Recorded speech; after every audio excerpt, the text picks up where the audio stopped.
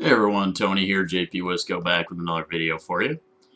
And today I've got a vintage mail day, pretty big video today. It's actually two mail days, but I just decided to combine them into one, so off we go. First up, I got this Sadaharu O. This is a Colby potato chip card. I do not know the exact year. There are a lot of these. I think it's from the 70s, probably late 70s maybe.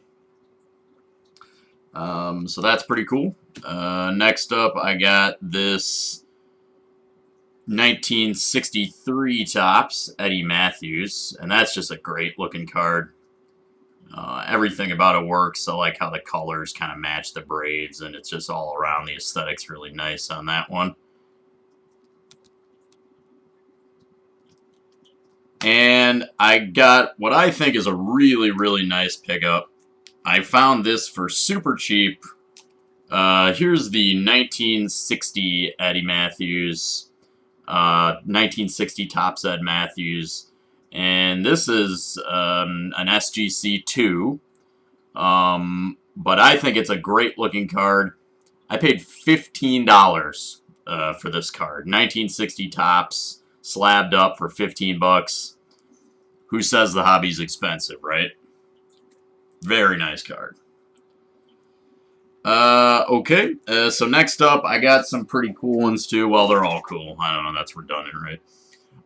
Some 64 Topps action. I picked up this 64 Topps Frank Robinson. And the back one, here's the bag for you. Another pretty cheap pickup of one of the most underrated players of all time is Frank Robinson. All right, and this one I'm really excited about. So it's another 64 Topps, but there's something a little different about this Harmon Killebrew card, and that is that it's a Venezuelan. So I'm really excited to have this one. The 64 Topps Venezuelan. You probably know about the Venezuelan issues if you're watching this channel, but from the late 50s to, I believe, the late 60s for about 10 years, usually every other year, Topps license their cards for print and sale in Venezuela on a shortened checklist. And so the checklist, it was like a couple hundred cards usually for the Venezuelan series. And they were printed on inferior cardstock. A lot of the cards look the same. However, a couple of the issues do look different. 64 is a big issue for Venezuelan because the backs are different, right? You have the black back versus the orange back for the North American issue. That would be the Topps and the O-Pee-Chee. I think O-Pee-Chee. And then one of the years, I believe 62 at least, had the writing on the back in Spanish. But most of them kind of looked like the regular Topps cards, even in English, but they were on inferior cardstock.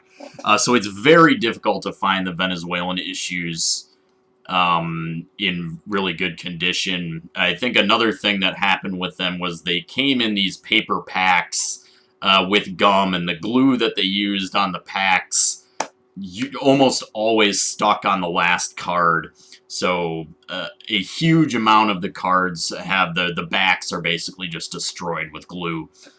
So another good thing about this Venezuelan is that the back is pretty intact, and that's just awesome. So excited to have that Harmon Killebrew Venezuela Topps in my collection. Next one is really exciting too. This is none other than the 1955 Topps Ernie Banks. And this is, of course, Ernie Banks' second-year card. I do not have his rookie. His rookie is a little beyond my means at this point. I kind of missed the boat on his rookie. But this is such a great alternative to his rookie. and I'm big on second-year cards. Great-looking card for a fraction of the price of his 54, right? So if you don't have a 55 Ernie Banks in your collection, I really recommend you pick one up. Okay, next up, I've got this really, really nice 55 Bowman Pee Wee Reese. I'm a big fan of Pee Wee Reese and, you know, a lot of the Brooklyn Dodger old-timers. Of course, Pee Wee Reese was known as one of the original sort of friends and allies of Jackie Robinson when he joined the Dodgers.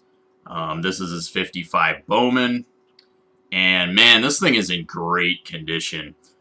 Super clean corners and edges. You know, these 55 Bowmans, it seems particularly, they have kind of two colors for the TV. The darker wood grain and the lighter wood grain. Especially the darker ones, but these are generally pretty beat up around the corners and edges. But this one's really clean. So, 55 Bowman Pee Wee Reese. 55 Bowman, kind of a love it or hate it set. I love 55 Bowman.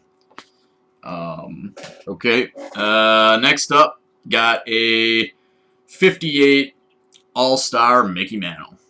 And this is a great card too. And if you don't have a Mantle in your collection, this is really a good option. It's a 58. It's a 50s Mantle, and to me, you know, 50s is like the quintessential Mantle. Yes, he played in the 60s as well, but you got to have like a 50s Mantle in your collection, and this is a great option if you need like a vintage Mantle in your collection. I think I got this one. This is in pretty good condition, but off center. I think I picked this up for, I want to say, $50. So I think around $50 raw, unless they've shot up. It's a good option if you need a Mantle. This next one is really cool. And it is, as they all are. I'm just Mr. Redundant, right? And that is the 1964 Top Stand-Ups Warren Spahn. Warren Spahn, one of the greatest pitchers of all time. My father saw one of his no-hitters. He saw his no-hitter at County Stadium. You know, Spahn might have won 400 games, if not for his military service.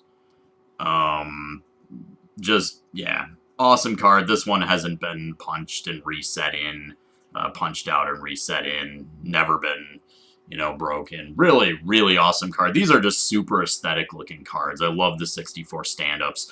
Another pretty reasonable, you know, if you're looking to get some good looking vintage cards, you should look at these. I mean, some of the players, you know, like Mantle and stuff, Koufax, they're going to be pricey, particularly Mantle. But this is another one that I think I got for, I don't remember, but not much.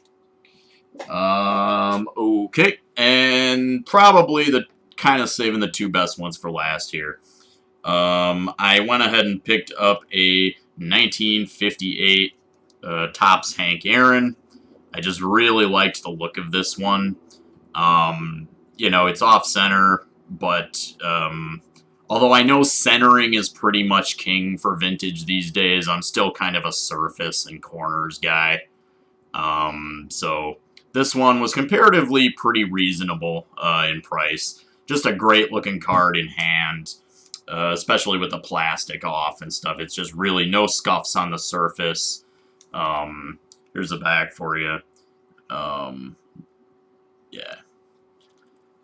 So it's one I've been meaning to get. I like I was talking about with the Venezuela backs, I like variations of like the same kind of cards. So I am looking into getting like the yellow name. There's a yellow name variation of this as well, which is rarer and of course pricier, but yeah, so there's that one.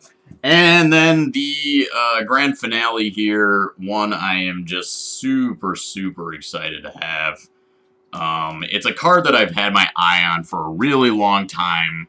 It's another second year card, and I finally got one at a really nice price. Because again, you know, just my tip, and I think other people have this tip too, is like, you know, there are a lot of people out there who their eyes will just dart to the number on the slab, and a lot of great cards can be had by not doing that. So here it is, a 1952 Bowman Willie Mays, second year card. This is just an awesome card. And of course, second year Willie Mays. I do not have a Willie Mays rookie. It is far beyond my means. This one has gone up recently, but it's still attainable. You know, just don't go to Starbucks every day and spend $5 or $6 at Starbucks. And you know, you can have a 52 Bowman Willie Mays in no time. Awesome, awesome card.